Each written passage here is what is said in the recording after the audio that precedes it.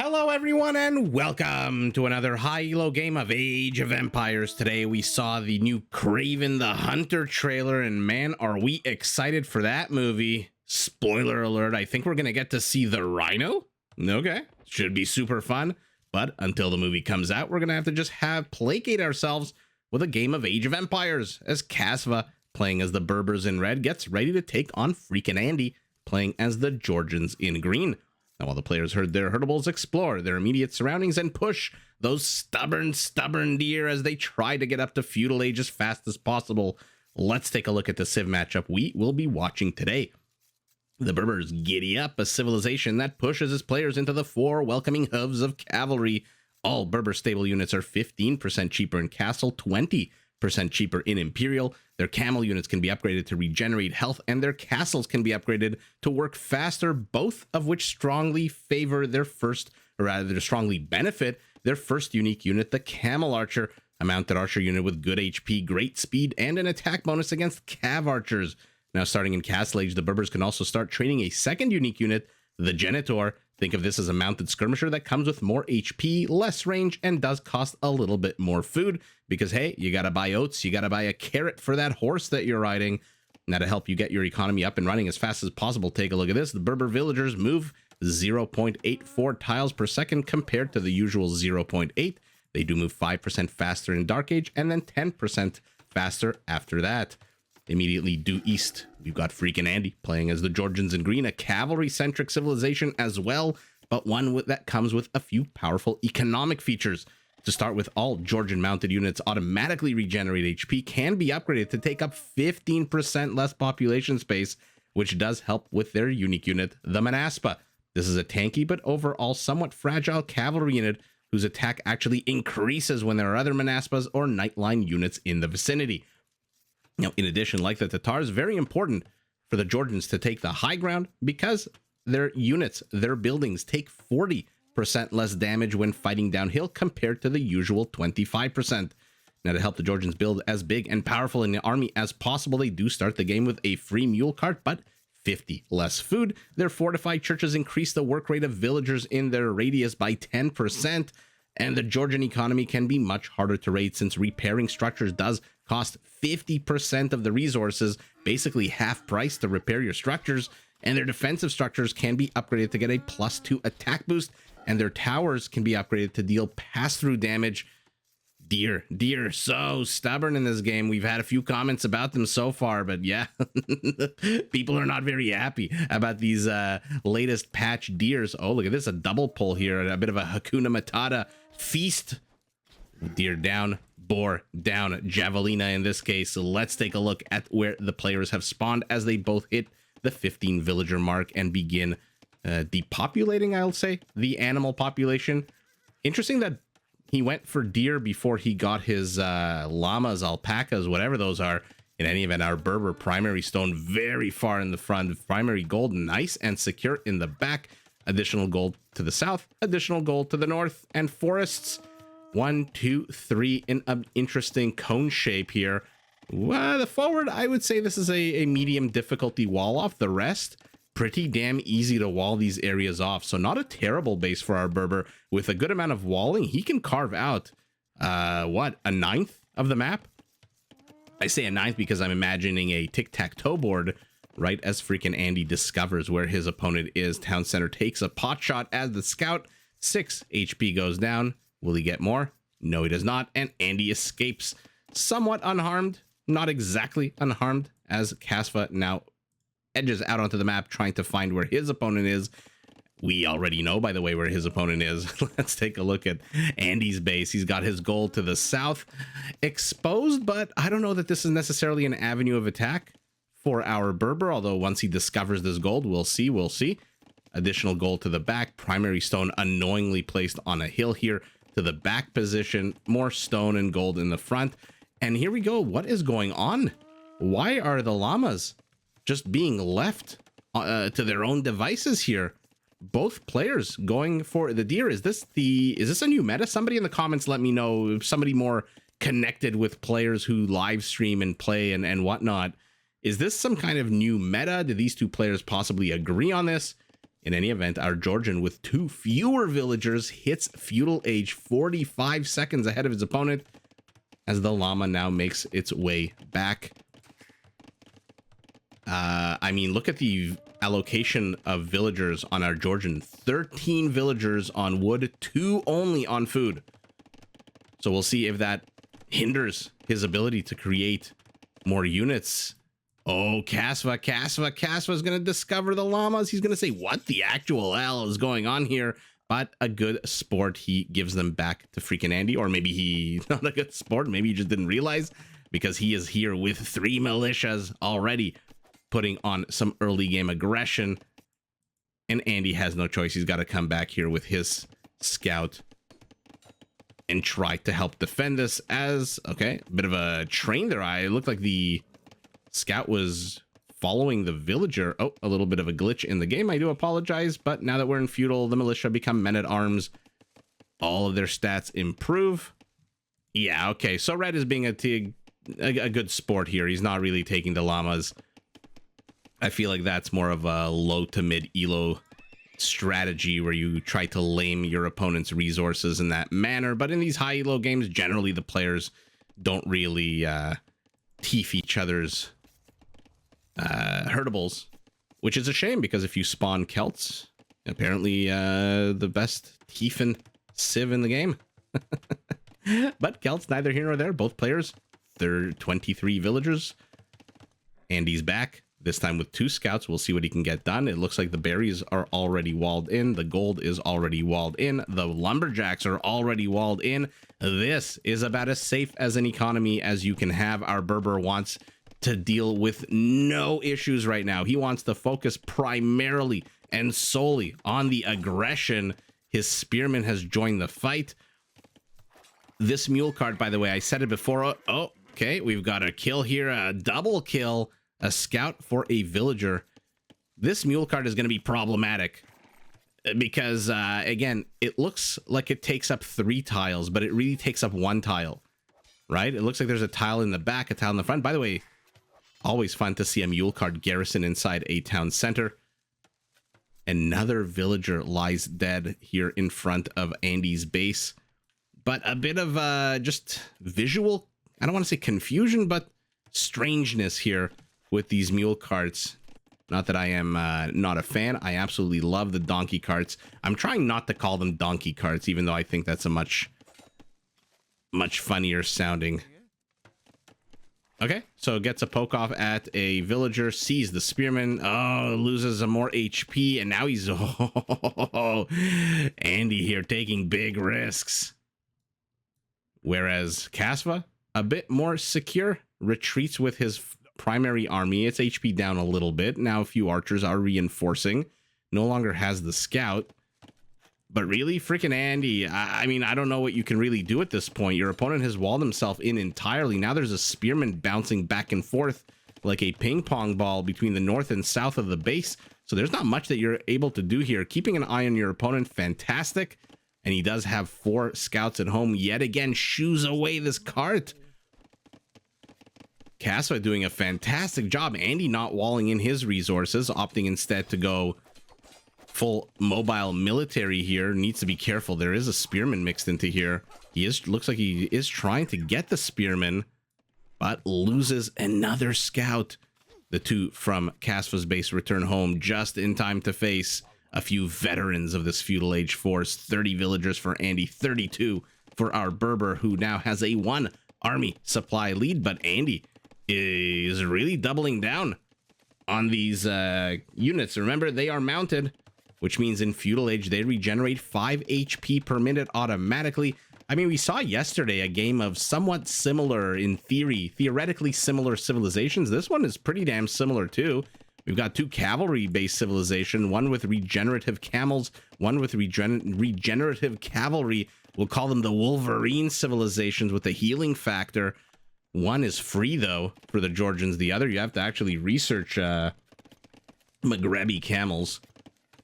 We'll see if that even is relevant as more and more mule carts show up on the map. Ooh, Kasva really wants to make an issue here. I mean, this is not a small army. This is 10 army supply moving across the map. let's call it 9 with 2 units having very low HP. How many spearmen? 3 spearmen should do pretty damn good at keeping these Georgian units at bay. Now, again, the Georgians have to get the high ground, and Andy knows that, so he takes it. Amazing. Oh, but the spearmen proved too powerful. How many are left? 2 are left. So he's done a good job whittling them down, but the ones that are left are still almost at full HP. Our Georgian, the problem for him, there's a lot of flat ground around here. The problem for our Berber is that he no longer has an access point. He can't really enter the Georgian base. And Andy, realizing that, hey, there's a bit of a leak in my bucket here, immediately sends 3 villagers to build this market. Will it go up before the archers get here and poke away at some of the villagers? Probably not. Let's see it. They're getting in real nice and close. Villagers are getting damaged, but the market. Okay. So it does finish with 1200 HP. What will Kasva do? He is housed, but does not really care at the moment because he is going up to castle, and I don't think he's not training any more military. Let's take a look at what he's gotten. We saw the archery range. We have the barracks. No stable for our cavalry civilization just yet. 1200 HP has become 960. He's building an emergency blacksmith behind this. He doesn't want any kind of penetration into his base, and he does. And now he is 100 food away. Might want to just buy the food. Oh no, the market never completed. Oh, that's so sour. That is very sour here. I'm wondering why he didn't send one villager here to the corner, like literally right here, to finish building this market. I don't think the archers could reach that. They are only at a +1 range. Maybe they could. So he's taking the safer approach. The market might want to wait till it has 1 HP and then just cancel it. Although you're only getting 30% back of your resources. What is that, 50 wood? Not exactly a huge deal. Bloodlines, Castle Age for our Georgian. We know what that means. Another stable being built for him. Our Berber also getting bloodlines. Has he added in a stable? Yeah, he has. He's added 2 stables to the 2 stables. And now Andy's starting to wall off the front of his base. Now that we're heading into Castle Age, you cannot leave a funnel open like this. You absolutely cannot, because yeah, I was literally about to say knights or camels are going to show up. More likely knights. Market is down. Our Georgian is secure though to the back with that blacksmith.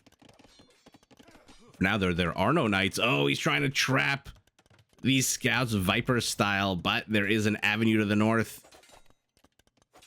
Will they get the villager? No, they abscond, because what the hell can you do against 3 spearmen, especially with 4 scouts? Not even light cap, because he is not yet in Castle Age. House taking serious damage here as a secondary wall off. This is a lot of villagers that Andy is pulling off the production line. This is 5 villagers. He's only got 38. He's already down 3. He's got 1 idle and now 5 more in construction. But he is now in castle immediately. A knight. Immediately. A second knight. Mule cart. Absconds to the north. The second town center for him. No second town center just yet for our Berber, who has expanded his security blanket here around the gold, around the lumberjacks. Our Berber, 3 villagers ahead. We'll see how long that lasts. He is going to be the one aggressing here with 2 knights, but there's already 2 knights. I'm interested as to why he only sent these 2 knights in when there's still 10 units, or yeah, 10 units here. It looks like 1 knight is just showing his horse's ass to the opponent. I don't know how else to put it. Just not really doing much. But the town center will help out. Knights not exactly fantastic against town centers at this early stage in castle, with their only +1 armor. Our Georgian, he stopped training military. He's rebuilding his market. I think he realizes perhaps a little bit too late that he hasn't had a market. What's being sent to build this? Doesn't look like anything. And now he's running away with his mule cart. This is a big army here for red. Our Georgian finally taking the high ground in some of these battles. Oh, but he's fighting spearmen. Even these archers are going to do a little bit of damage as they poke and prod. Looks like another archer tickling away to house. Another knight shows up. I mean, plug the leak. Plug the leak. And all of a sudden, Andy's army is just dwarfed here. 3x bigger is our Berber army. Remember, any stable unit is cheaper now. 15% cheaper. How many stables are we working with? Still just the double stables. Oh, a knight finds this quarry. And there's nothing that green can do. Just now building a monastery. By the way, one thing I will say in the midst of all this battle, in the midst of this epic struggle, I mean, I'm pretty sure you could have engaged into those archers. The mule cart, one thing that I don't know if this is profound or if this just makes sense or if someone else in the Age of Empires content world has already commented on this, but it gives you an ability to pivot from resource to resource. Andy went from lumber to stone, and now he's going back without having to build a camp, a lumber camp, a mining camp, a lumber camp, a mining camp. This makes your defense so much more versatile. Oh no. One spearman, one scout lay dead here. We'll keep an eye on that. But it makes your defense very fluid because you can just run away with villagers to a completely different part of the map. There's nothing stopping Andy from just literally going here in the middle of nowhere with that mule cart, and he doesn't have to spend a single resource. He can just start jacking lumber all the live long day. So an interesting little dynamic that the mule cart does allow you to do if you are under attack and you need to pivot, as we saw again, lumberjacks becoming stone miners, becoming lumberjacks, becoming gold miners, becoming whatever the hell you want them to. This fortified church has a whole bunch of villagers inside, so it is firing a few arrows. No. Yeah, it was firing on some of these knights. Oh man, the damage here. Look at the villager kills. 12-2 in favor of our Berber, who is feeling so comfortable, so secure. He's getting the gold mining upgrade. Green is taking a fight in the dead zone underneath here. Might want to pull some of these red units away. This would be a perfect location. Exactly. It's in between a town center and a fortified church, but the town center not garrisoned by any villagers. Oh my god, there's a villager under here attacking with his sword. Did he get a kill? No, he didn't get the kill. I saw 5 food. I thought that was 5 kills for a second. I got so excited thinking a villager got 5 kills. All of a sudden, Cincinnatus springs into action here. Kasva doing an amazing job denying Andy the high ground, which is exactly what Andy needs to take, but the defense has held. Look at the villager count, though. 46. He's down 13 villagers, but he's got a second town center that he's had for a while. He's got enough food to train villagers for days. Our Berber finally getting a second town center, but these farms very far away, some of them from the town center. He's building 2 monasteries. Okay. He's going to want to convert some of these heavy cavalry units that his opponent is going to start pumping out. Oh, the shitty line of sight on the knights. The shitty line of sight on the knights. Okay, they do discover. No, they don't. The monk discovered him. Let's see if he gets this conversion. I mean, obviously he will. That knight wasn't doing anything. What did you kill out here? Interesting. Okay, so a few units out in the middle of nowhere, and now green. Andy has held. Andy now has the villager lead. Andy is making his monks tougher. He's making them faster, and they are heading out into the middle of the map. But looking at the production tab, our Berber is starting to mix in a nice hut counter to the knight. That being said, he's only got 3 of them. 4 monks, though, should shoo this army away pretty damn quickly. In the meantime, they are busy healing. Oh man, some of this army is real low on HP. Kasva, even though he's got, again, a 12 villager, 11 villager lead at this time, his army supply, I mean, this is what a bigger economy allows you to do, right? Let's actually, you know what? I've wanted to do this for a while, and now that we have a bit of a peacetime, let's highlight a villager who should be working 10% faster underneath this fortified church, and let's highlight a villager that is just a basic. Actually, no, that's not fair, because the Berber villager, no, it doesn't work faster, it just walks faster. And see the gathering rate. Actually, you know what, never mind. That might be too convoluted. Maybe that's something for Spirit of the Law to do. That's, right, I don't want to miss an engage here between these two armies. Oh, look at that light cav. Look at the light cav going around. He should even get 1 monk. Why did he stop? He was okay. He's going after the weaker one, exposed one. One whack, two whacks, and the monk is done. I did it again. I called a monk a knight. Two more monks. An absolute disaster here for Andy. But he's got 5 more monks. Camels are going to help out here. A knight is going to help out here. Wow. Similar build styles, but it looks like red losing out on the actual military kills, green losing out on the monks. And where the hell do you think you're going? You want to pull and engage here. The Georgians do have the high ground, which is amazing. Those knights are going to be so much tankier with the high ground. But how do you handle a camel with +9 bonus now against your cavalry? I guess you try to convert it. Has he managed to convert a single camel? No. Has he gone only after the no, yeah, there he is. He converted a camel as it now gets swarmed and dies, outnumbered by its former teammates. Nice exposed town center in the middle of nowhere to get additional gold. Don't mind that move at all. We've got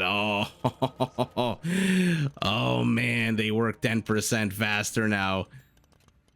Somebody in the comments mentioned how the Georgians can just absolutely turtle up, and I can see that immediately. Andy only has 3 fortified churches, but I mean, what do you call this structure? Half town center, half tower, half monastery? Because it does provide shelter for these villagers in the cart. It does fire arrows. Right now, automatically fires 2 arrows because there are 2 relics in here. There's a 3rd relic in here. Might want to move this relic to the forward position, to be honest. The Georgians might be the only civilization where you want your relics as close to the fighting as possible, because every relic does add an arrow to this fortified church. And camel's not exactly the best armor. Look at that. Only a 1 armor against the 6 attack is 5 damage. So that's part town center, can garrison, part tower firing arrows, and just even without villagers inside if it has relics, and then part monastery. I don't know what to make of this structure. It's such a fun, unique addition to the game. Jaguar springs into action here as these knights try to bust their way into the Berber base. The Berber, by the way, also up to 3 town centers, but right as I look on the map, I see that our Georgian is up to 4, and he gets caught out in the middle of nowhere, unsupported, no monks anywhere. These camels are just gonna swarm.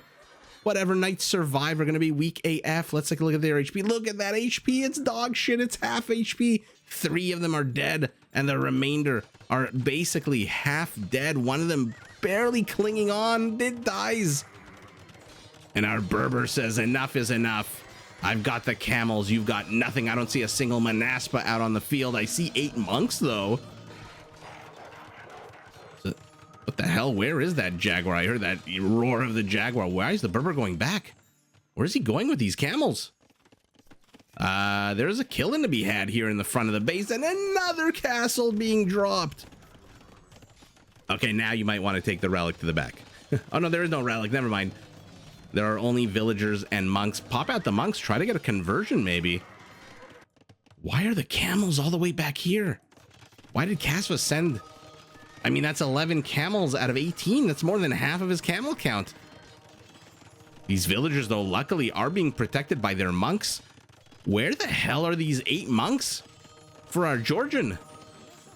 There's 3 of them on the front lines. 2 of them we saw in here. 3 now. Okay, but the castle is enough to shoot, and it is on the high ground, which means it takes 40% less damage. A 3rd castle! Our Berber. I mean, sucks for the Berber that Camel Archer's probably not a great unit to add in at the moment, but our Georgian is heading up to Imperial, which means he's going to have Trebs. We saw Hera do this. We saw him rush up to Imperial, but... will it work out for Andy this time? He is very much on the defensive, and there's camels now inside his base, but he's gotten a few conversions. He's gotten more than a few conversions. 4 camels for our Georgian. But what the hell do you do against 3 castles? And now there's a camel force to the south. Not exactly the best raiding unit, attacking on a 7. Not going to kill these villagers very quickly. I love that Andy walled off this portion. The villagers are attacking. What's their attack on stone defense? bonus +6.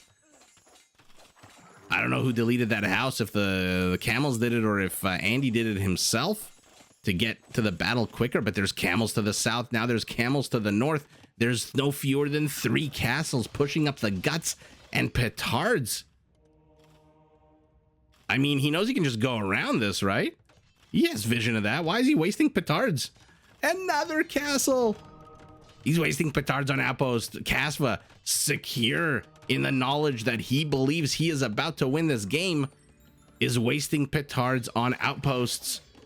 As his camels get surrounded, his light cavalry unit gets surrounded, and even with the bonuses, the numbers are just not there for Red, who gets slaughtered to the north. 28 seconds away, Andy. Andy's got enough wood and gold for 1 trebuchet, but the gold pile to the south has been nullified. It looks like the petard blew himself up on the fortified church. Did he literally just hit Imperial and resign? No, he was 13 seconds away. 13 seconds away, but look at the villager count. Army supply, he's not doing terribly for the moment. For the moment. Fast forward 5 minutes, he will probably be dead. Oh man, you do not want to face the Berbers in Imperial Age if you are going cavalry versus cavalry, especially when those camels start coming out. They will regenerate, they will become heavy, they will attack with a +18 bonus, and you are literally seconds away from Imperial. But once you hit Imperial, actually, sorry for this, you're only going to have enough wood and stone and gold for 1 treb. You've been lamed here to the south. Your gold, no, lamed here to the north as well. And your main pile gone. Or was this the main pile? No, that wasn't the main pile. Just absolutely gone. You're getting stone, but not even enough stone for another castle just yet, even though you finally have the market up. You can buy. So Andy rushed up to Imperial in this game. Not the right move. That's 1,800 resources he could have invested in something.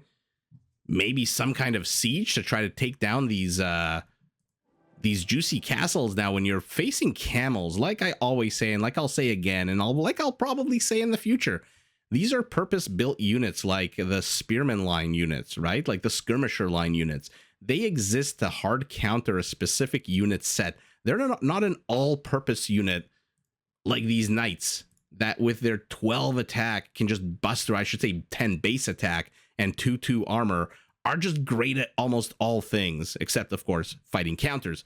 But look at this, a 6 base attack with 0/0 base armor. This really is a unit that just relies on its bonuses. So if you can pump out some defensive units to counter the camels and start going a few rams here and there, you know your opponent just literally blew 2,600 stone, right? 650 plus 650 is 1,300 times 2 is 26. 2,600 stone does not come free in this game, does not come cheap. You know that came at the expense of some other resource.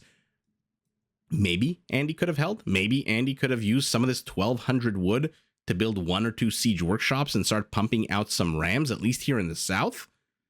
That being said, us with the God's Eye view for the caster know that he is down, oh my god, 41 villagers. And his base completely open. I still don't know what the hell happened to that house. I'll probably go back while I'm editing the video and say, oh, dummy, he deleted it, or oh no, the camel destroyed it, or something. But our Georgian just not able to withstand the absolute brutal onslaught. And look at our Berber, just forward. Everything he's building is forward oriented. And even though Andy secures the north, it comes at the expense of the south, even though his army supply is not terrible. 10 knights and 1 converted camel. Actually, I take that back. A lot of his army is monks. And these monks are where? Oh, one of them is hiding in this church. Oh, why are these 3 still stuck in this church? That's so frustrating. So 3 in this church, 1 in this church, which means there's 4 somewhere out on the map. Let me highlight everything. Well, there's only 1. Where are you? No, I don't want to see the red units. How do I get rid of this control button? What the hell are you doing here in the middle of nowhere underneath the castle? That's hilarious. Okay. Okay. But yeah, our Georgian just unable, even though he set up a good defensive line with these fortified churches, even though he got his castle up first, even though he was literally seconds away from hitting Imperial. He just, yeah, fell behind way too far. Our Berber ensconced himself, entrenched himself way too much in the forward position, and now there's no more gold to the south. There's no more gold to the center, no more stone. The only scarce resource Andy has is 939 stone, which together with what he has is still not enough to go get him a castle. It does have a bit more stone here and here. So who knows? Maybe castles are the way to go. Maybe Manaspas with their additional attack on the high ground potentially, but that's neither here nor there. Let's take a look at the numbers. Camels, knights for one player, 1 minute mark. This must have been when he was pushing deer halfway through the game for Andy. The economies. I'm surprised the Berber economy was, I mean, even if you deduct the relic gold from these 4 relics that he has, actually, no, with a, yeah, no, that's about 20% bigger. Trash resources going to our Berber, gold going to our Georgian. Even without the relic, he's still about 1,400 gold ahead, and a lot more stone. A lot more stone for our Berber. Let's take a look at conversions. Oh my goodness. 25 conversions out of 121 army supply? That's 20% of his army. Assuming these are all military conversions, of course. I should probably preface that every time I do that. But wow, I think this might be one of the highest percentages that we've ever seen so far. 25 out of 121 is literally more than 20%. Kill count, our Berber, a lot more kills, a lot more villager kills. Big surprise. He was the one putting on the aggression from minute 1, and Andy just fails despite, like I said, a good infrastructure here with the fortified churches, with the town centers. I wonder if there's a way I can highlight. No, it's hard to see on the map because it's green on green. I wish I could highlight these 2 structures to show exactly where villagers can run away into. And by the way, he does have a siege workshop. Was he training anything out of it before he died? No, 14 seconds away. Oh, Andy, so close. But Kasva just a few minutes ahead. If Andy had what I mean by that is if Andy had a few minutes, maybe he could have stabilized, but Kasva just using that Berber speed, the quicker villagers, the cheaper stable units to just absolutely overwhelm. He pulled Andy to the north with a distraction force, it seems like, while to the south, his camels raided the hell out of the last actual gold mine that Andy had in his control, and now he's here with even more monks, so any heavy cavalry that our Georgian throws at him automatically will become Berber, even though Andy, with that 20% conversion, wow, amazing.